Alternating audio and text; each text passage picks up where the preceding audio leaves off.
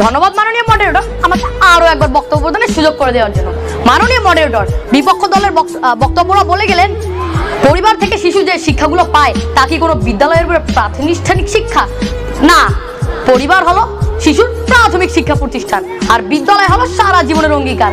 মাননীয় মডারেটর, আমাদের প্রতিপক্ষ আরো একটি প্রশ্ন করেছে, প্রশ্নটি খন্ডিয়ে বলছি।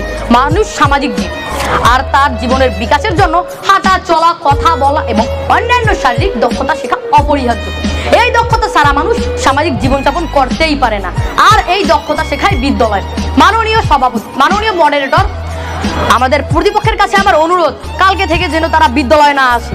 খালি কলসি বাজে বেশি, খাজনা কম, বাজনা বেশি।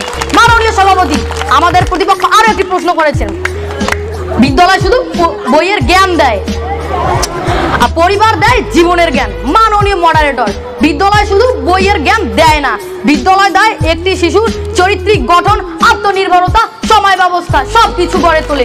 তাই মাননীয় মডারেটর, আমি আবারও দীর্ঘ কণ্ঠে বলছি, শিক্ষাক্ষেত্রে পরিবার নয় বিদ্যালয়ের ভূমিকাই মুখ্য। ধন্যবাদ মাননীয় মডারেটর, ধন্যবাদ সবাইকে।